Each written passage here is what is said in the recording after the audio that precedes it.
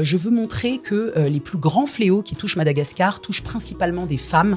Je parle de grossesse précoce, je parle de mariage forcé, je parle des mères célibataires. Bienvenue dans 7 femmes engagées à Madagascar, le podcast qui donne la parole aux figures emblématiques qui œuvrent pour un monde plus juste.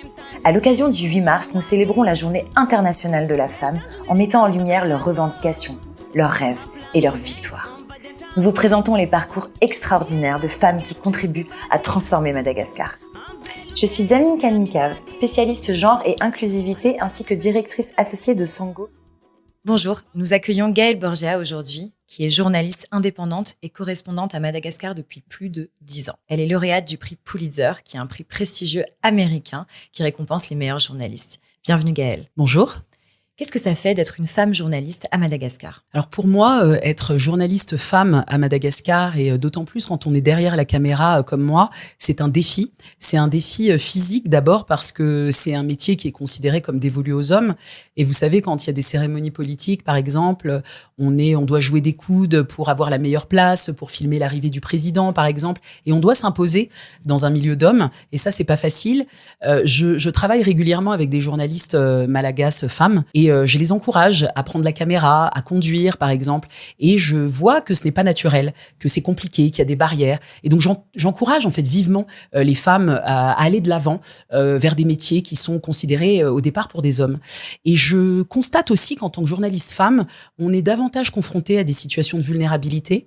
Je vais vous raconter l'anecdote d'une amie journaliste qui s'est retrouvée à un rendez-vous avec un homme politique malagasy connu. Et ce monsieur l'a forcée à insister fortement pour qu'elle l'embrasse sur la bouche quand même, en échange d'une information exclusive. Donc vous voyez, c'est ce genre de situation auquel on est confronté. On va subir davantage de cyberharcèlement que les hommes.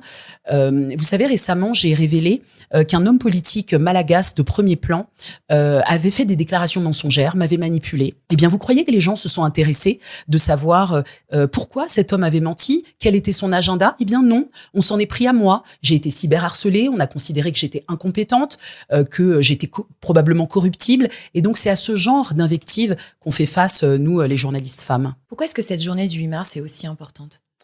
Pour moi, il devrait y avoir des 8 mars tous les jours. En fait, c'est une lutte, la lutte pour les droits des femmes, c'est non seulement vital, mais en plus urgent. Pourquoi ? Parce que la majorité des femmes à Madagascar sont extrêmement vulnérables. Ce sont majoritairement des femmes agricultrices. L'agriculture, c'est un métier précaire, c'est un métier où on ne peut pas prendre de vacances, où on n'a pas de retraite, où on peut se retrouver en grande difficulté si on est malade. Et moi, en tant que journaliste, je veux donner la place à ces sujets-là.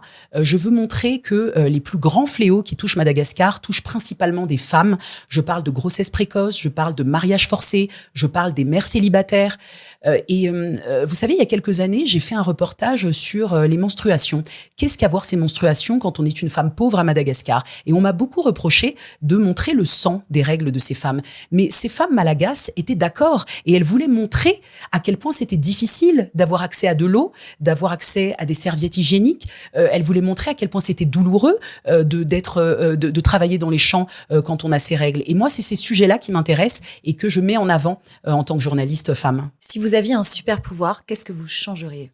Je pense qu'il y a beaucoup de choses à changer, mais surtout au niveau politique. Je pense que c'est là où tout se joue.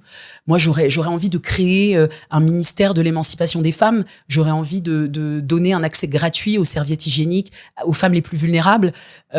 J'aurais envie d'aider, de subventionner les associations de femmes rurales, notamment. Vous savez, les discours politiques féministes les plus forts que j'ai pu entendre, je les ai entendus de femmes rurales du fin fond de l'Andjouille à Madagascar.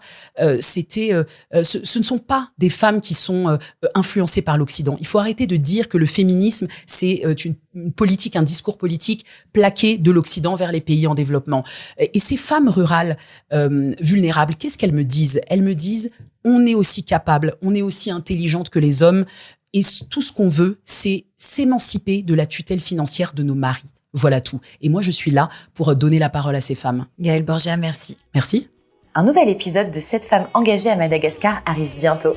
Restez à l'écoute pour vous inspirer.